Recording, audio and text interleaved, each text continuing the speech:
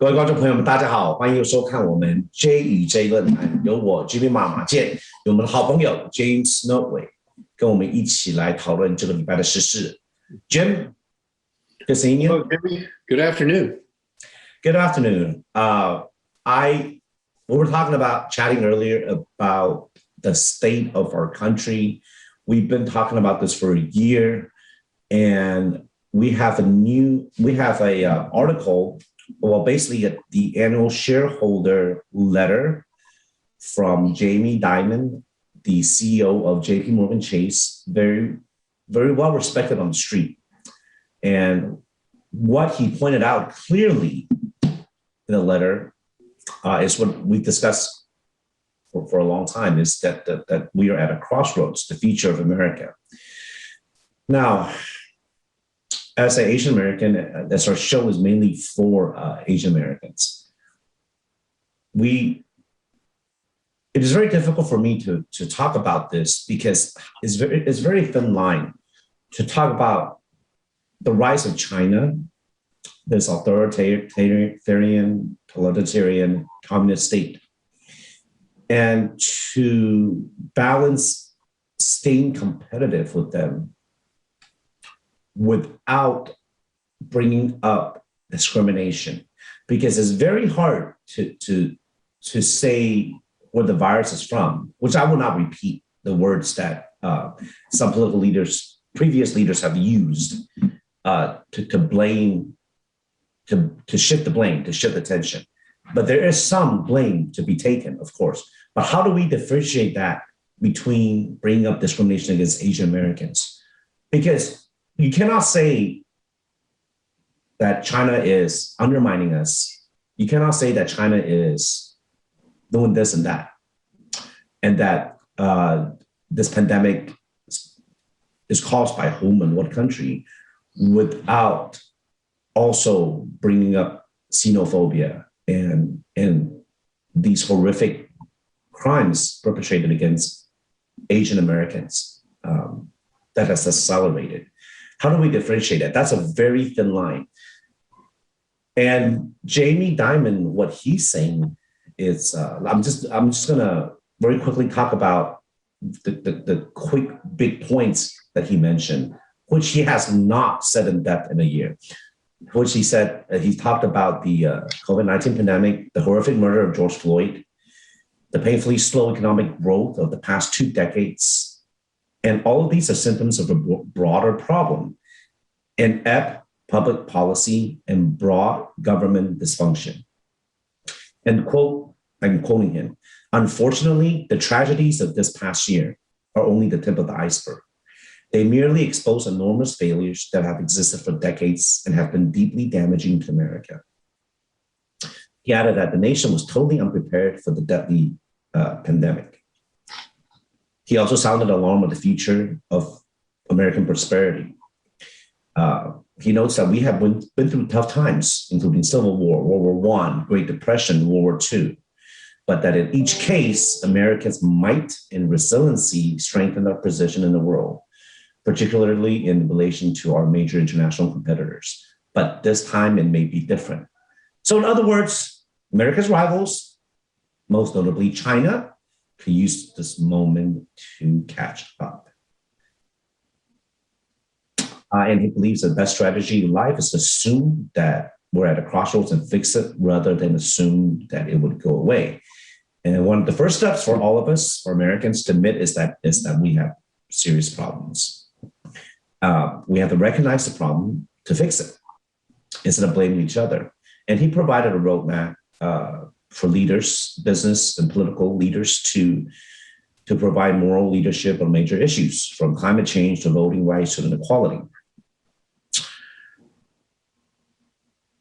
I know that we've talked about this, we've touched on it numerous times.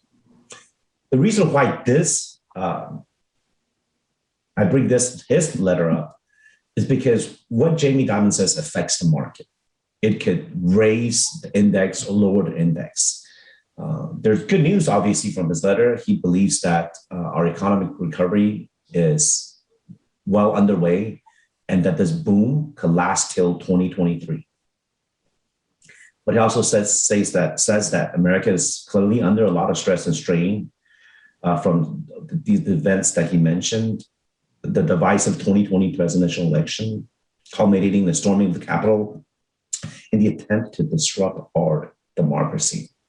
He says that he sees America as losing ground in technology, infrastructure, education, and a nation that's torn and crippled by politics. And very importantly, racial and income inequality, and unable to coordinate government policies in a coherent way to accomplish goals. And that we're lulled into a false sense of security and complacency in the last 2 decades of the 20th century as we enjoy relative peace in the world and a position of global dominance, validated by the fall of the Soviet Union. And he suggested that many of our problems are self-inflicted and the result of extreme polarization and broken policy. That government is increasingly dysfunctional, leading to a number of policies that simply doesn't work, and that the fault line is inequality, and this cause is staring us in the face. Our own failure to move beyond our differences and self-interest and act for the greater good. Everything he says, you have stated, pinpoint directly, exactly. Mm-hmm. How do we mend this? Even for someone logical and reasonable like you, like yourself. Mm-hmm. Is it, being in a democracy, being at a elected representative democracy, there's so many voices, there's so many different opinions. How do we, could you tell me, what do you think about what Jamie Dimon said? Well, first, as I have not seen his letter, I'm not surprised at it. I follow what he does. He is a leader. I agree with you on that. Many people respect him. And they pay close attention to what he says, particularly in the banking and finance businesses. But this goes well beyond that. Just listening to your summaries over the last 5 minutes or so, this goes well beyond it. My first response is, and I appreciate what you're saying, is it sounded like a summary of the script that I have been talking about, not only with you on this program over our many weeks, but consistently and for a very long time, especially here in Houston, given the challenges that Houston has had. And I liked in particular, he said, when you have trouble, the most important thing to do is recognize it, because if you don't recognize it, you can't communicate it and you can't fix it. And unless and until you have a shared understanding of what the problems are, it's almost impossible to fix. I also appreciate what he said about we have had a false sense of security. Some people call that a moral hazard, and that we have been lulled into complacency.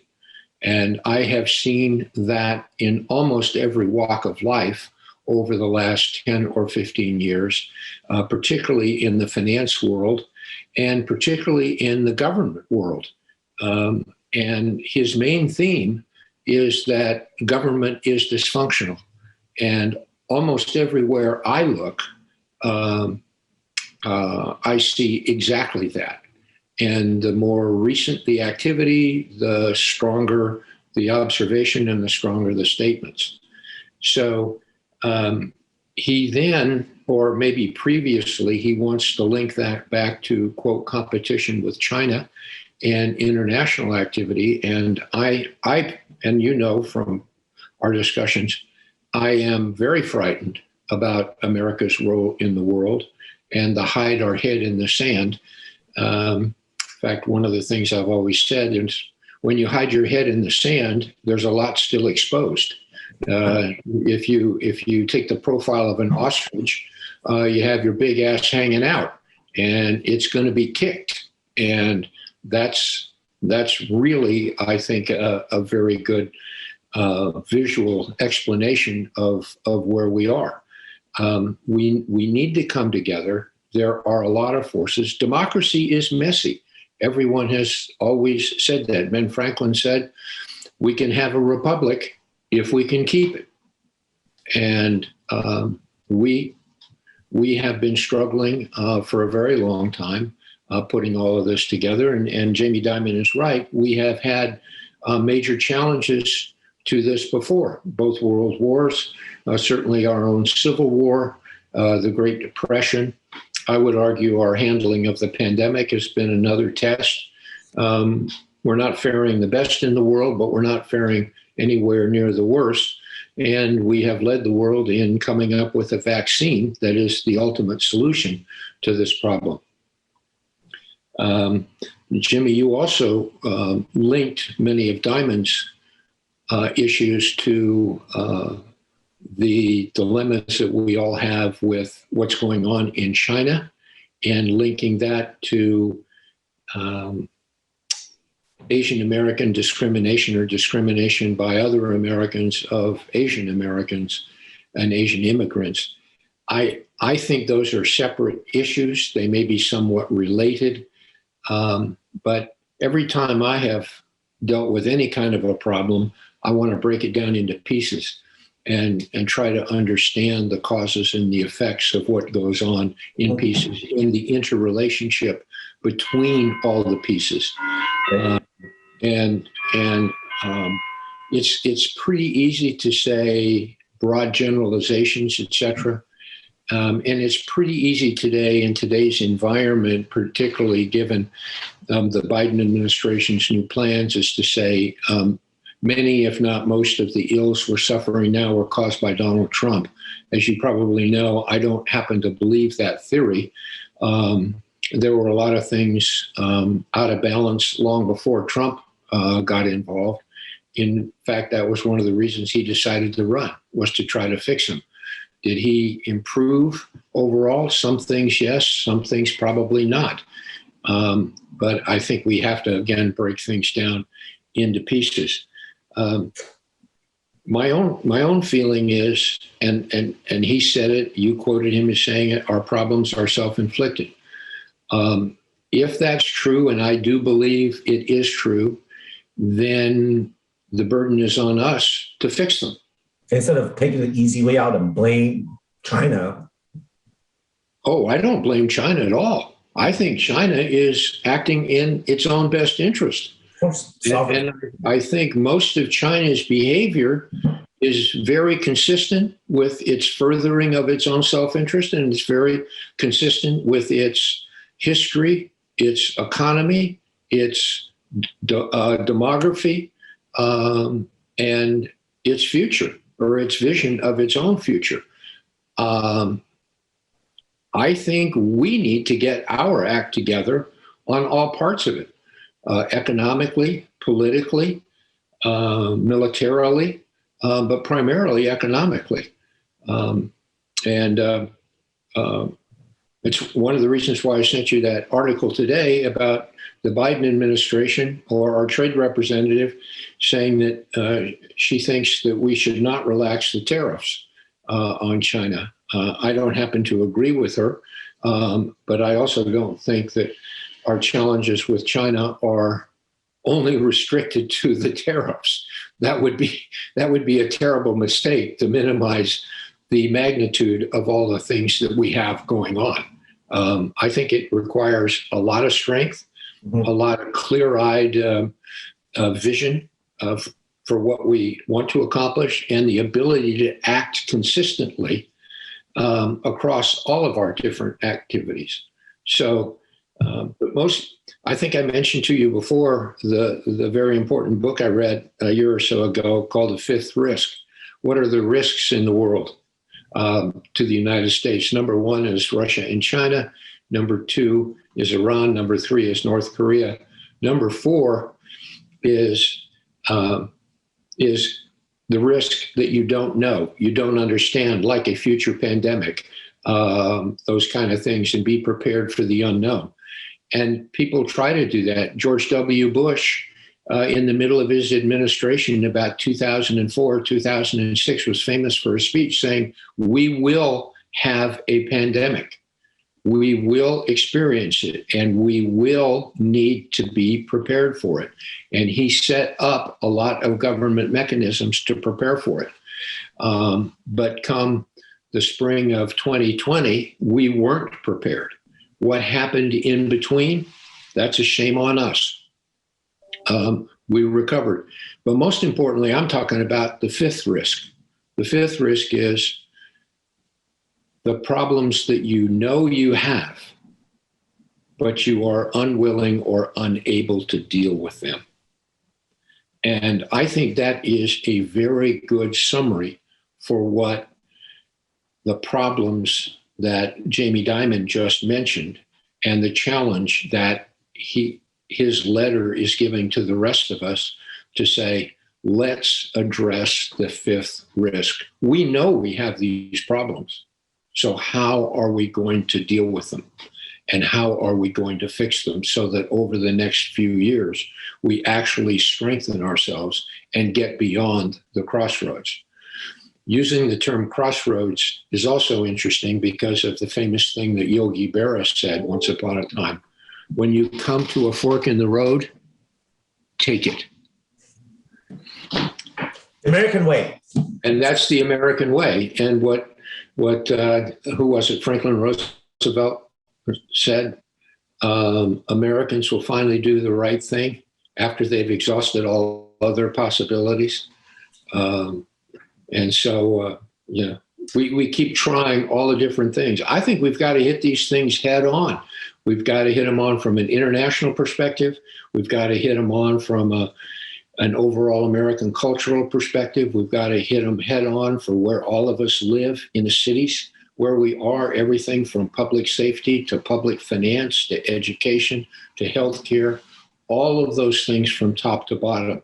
We have basically taken down all of our reserves, and our cupboards are almost bare. We really need to rebuild. This is not all doom and gloom.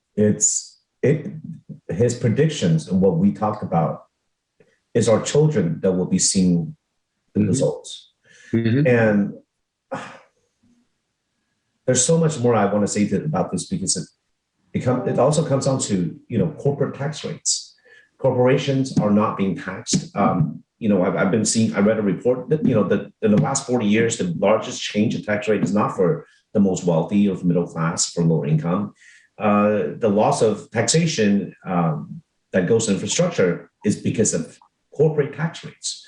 It went from as high as 50% in the 70s, 60s, 70s to now where it is at 0%.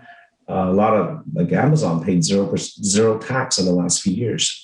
That's a problem that needs to be rectified instead of us to argue based on party lines. That's the first thing you said too, is that we have to come together, whether we have to identify that we have a problem and roll up our sleeves and fix it. And it will take years. It might even take a generation, but we still have to recognize it and do it. And I love, what he says resonates is because he's not speaking just from being the CEO of a Wall Street firm.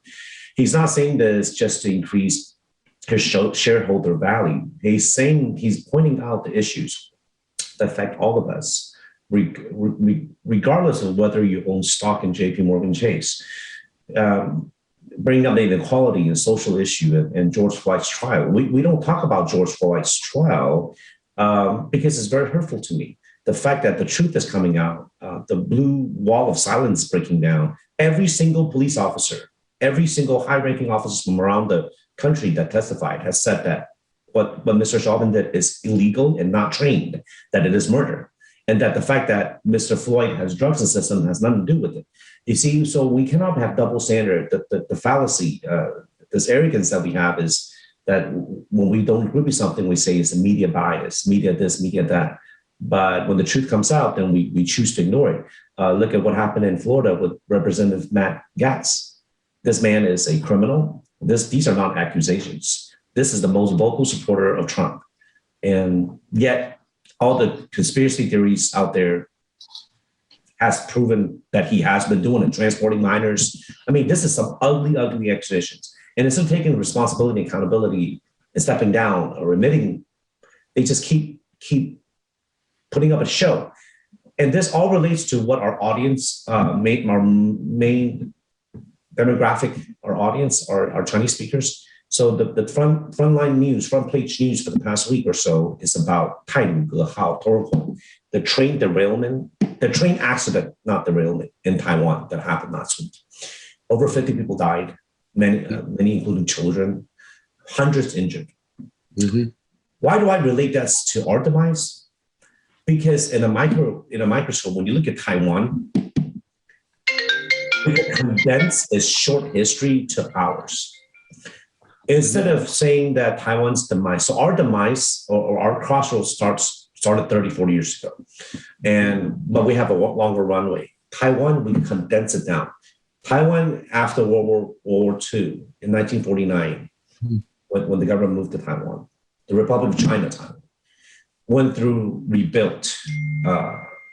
through social issues and justice and became a full democracy. Mm-hmm. By the 80s and 90s, Taiwan was the head of the little four dragons. It is Taiwanese, Chinese Americans. I mean, Chinese folks from Taiwan is all over the world. Mm-hmm. But starting in the 90s, the two-party system, the political infighting, the graph has diminished the power of the country. The exact word to use, taxing our own people and squeezing it dry and using up the resources.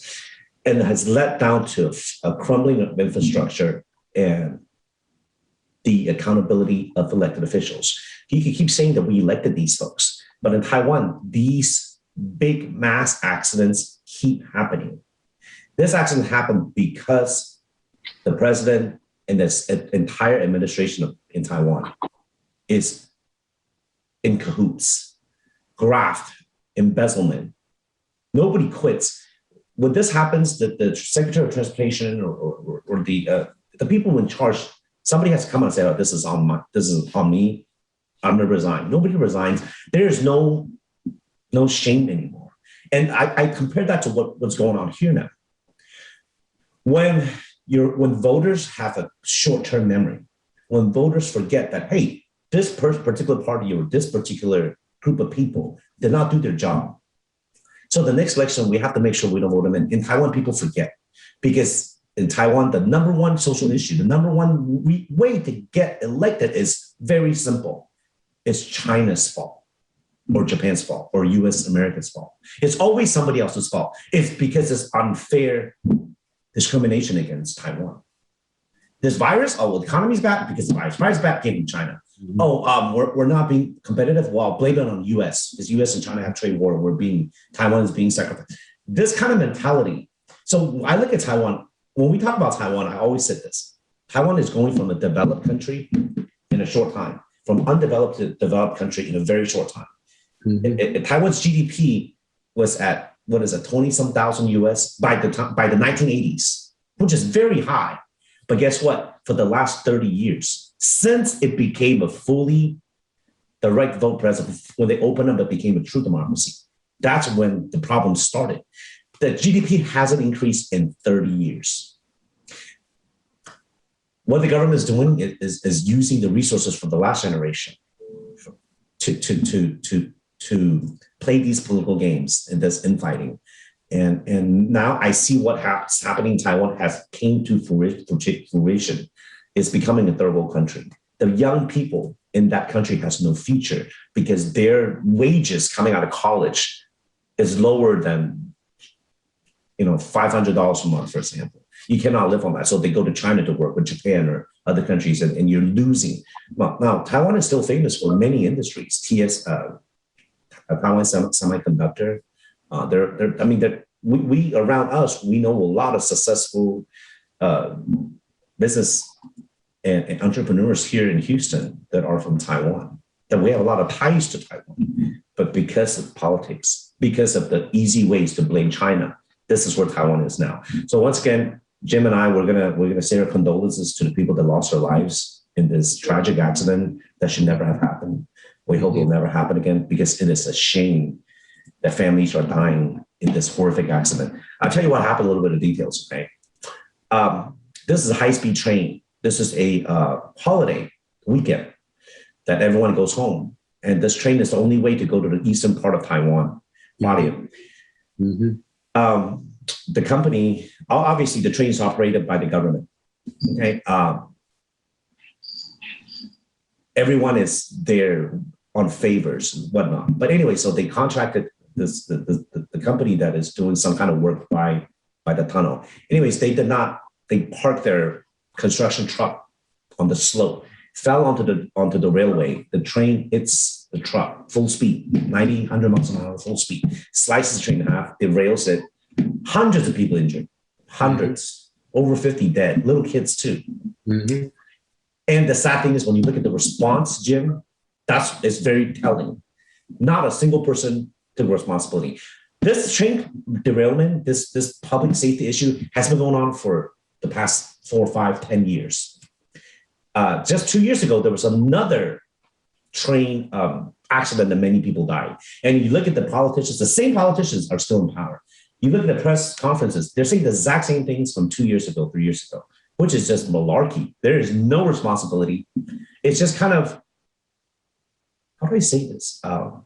Just talking air, just talking, saying the same pretty things that sounds good, but nothing gets done. Nobody quits. Nobody takes responsibility. And I'm very afraid. I'm afraid that this is what's going to happen because this is happening in Taiwan in front of our own eyes. And there are a few people that talk about it, but they're being zipped. In Taiwan, they call it a democracy, but they're closing down television stations. They're exiling activists that disagree with the government. They are controlling the media. You can see how we could go from a democracy that is, they call Taiwan the 民主灯塔, the shining light, the lighthouse of democracy in Asia. From that to this, from a democracy that is envied by folks in China or other countries that doesn't have the freedom, to now where the media is being controlled, where there's only one voice, where the officials are only planning to use the public resource of taxes, using it to enrich themselves. To this point, it was very quick. It was a very slippery slope. Maybe 5 years, 6 years. I mean, it took 30 years to get here, but the last 6 years has ever accelerated. My point is this. If we don't recognize this problem, it is not going to take long for us to reap the results. Not reap, but to endure the results. It's not going to take long. It may not be a generation. It might not be our kids. We will see it. We will feel the mistakes of our policy and for not calling out to policymakers and holding them accountable. You know, my analogy always is because both my grandparents fought in World War II against Japanese imperialism and communism, and our family was broken apart. Our family history is filled with blood and tears because, and this happens to a lot of Chinese Americans that came here because of war, right? Because of persecution. We don't want to see this happen again. But the fact is, the Nazis were able to exterminate a huge amount of people, much more than numbers-wise, much, you know, a few SS guards is able to hurt thousands or hundreds of Jews and exterminate them. Just like a few Japanese guards is able to exterminate a huge number of Chinese, because everybody is taught, especially the Chinese cultures, to not speak up, just respect authority, you know, not to act up, not to be the one up. Well, there are times when we do need to, like you said, the perfect analogy, the ostrich hiding our head in the sand while our entire body is exposed. We all need to speak up. When we see injustice, we have to speak up. When we see, Jim, for you, you know, elderly abuse, when I see someone elderly that's being mistreated, you speak up. When you see the Asian person that you feel like they need help, speak up. Be that nosy person. Sometimes it's good to be the person that say, hey, you know, my wife told me it's none of your business. Don't get in that. Well, if everyone treats that way, then only the bad folks, only bad things happen then, right? Jim, you've always been outspoken. That's why you donate your time and your effort and your money, whether it's with church, whether it's with policy, whether it was running for public office, because running for office is the best way to contribute. Am I right? Well, I think so. I think it is one of the ways. I think the other way, another way, is frankly to be a successful capitalist and to expand economic opportunity for people, create jobs. I think I told you that during one of my daughter's graduation ceremonies, the valedictorian gave a speech, and he said, some people talk about getting their foot on the ladder for progress. He said, our challenge is to create more ladders, because each of those ladders is an economic opportunity for someone else. And if we create more ladders, they will create more ladders. And that's the economic pyramid. That's part of the miracle of America. And part of what hurts me so much when I see the discrimination against Asians or frankly, any other minority group or immigrant group is our history as Americans has been not only to attract immigration, but to assimilate immigrants into one large, cogent culture that has lots of other subcultures that all get along together and then prosper together. That's been the American story. And our educational system throughout most of the 20th century, our military system, all helped our cultural organizations, our entertainment, Hollywood, all helped in creating that blessed mix that caused the American experience to be so successful. And now we seem to have gone past that peak and are not only living off our past successes, but are breaking apart some of the things that previously were successful. And that's where I think we've got to get back into balance. Pendulums always overshoot. They go too far when they come back into balance. We may be experiencing some of that. You said a moment ago, after you were patient enough to listen to me, that it sounds like gloom and doom. And I wouldn't want to end there. I think one of the points that you read that Jamie Dimon made is America has confronted challenges before and has overcome them. I mean, to me, the greatest story was World War II. World War II, the U.S. not only damped out a lot of problems at the time, but set the stage for the dramatic progress of economic prosperity almost all throughout the world in the latter half of the 20th century. I mean, that was unparalleled in any form of world history. Now we need to get that going up a next step. And sometimes people say it's darkest just before dawn. I remember feeling very much like I do now. I remember feeling in the late 70s during the Jimmy Carter presidency.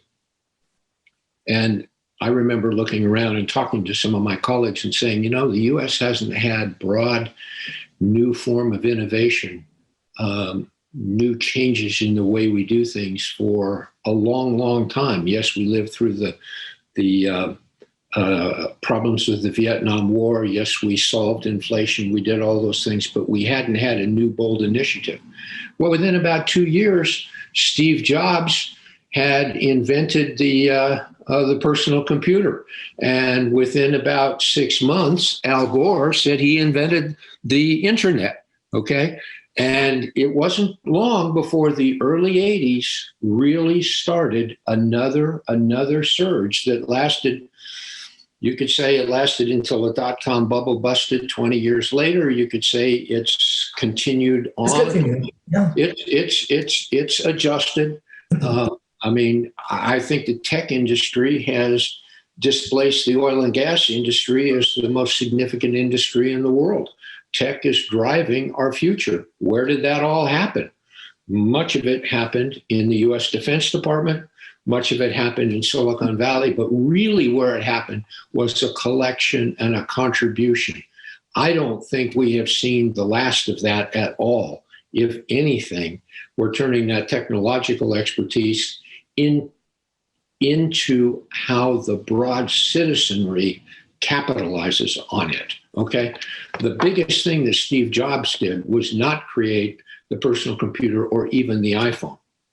The biggest contribution was the concept of an app, because that then allows almost anyone to take advantage of how to utilize that technology for their own narrow activity, and then to create, again, a stair step upward.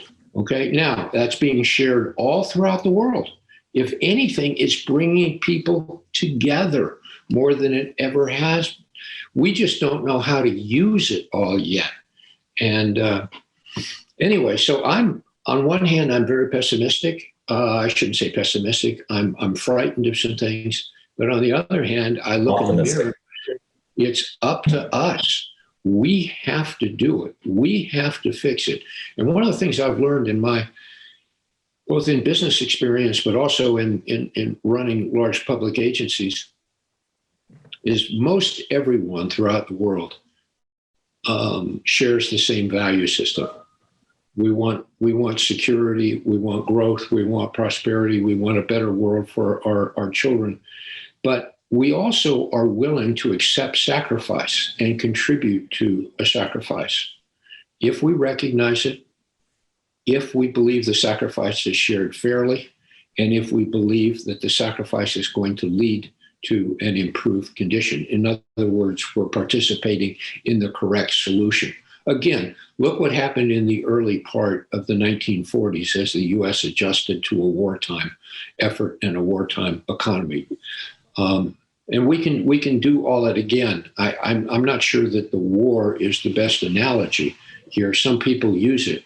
But at any rate, I think all we have to do is mobilize ourselves and have a vision for what we're trying to accomplish. The beauty of a war is it focuses your attention on what does it take to win and get out of the mess. Right now, the vision is a bit diffused. But I think with a little ingenuity in using our brains and our collective goodwill a little bit differently, I think we can come up with it. And that's a great way to sum it up. Yeah, that's a great way. Because honestly, I don't think we can blame our elected leaders. We elect them. Yeah. We put them there. And if they're deficient in one way or another, they're there because we put them there. And they're also replaceable.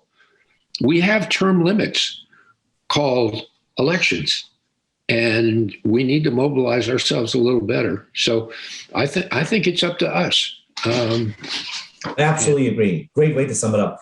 It's not all gloom or doom. We just have to be conscious, make a conscious effort to know that we're at a crossroads. And secondly, we keep bringing up World War II. You keep saying U.S.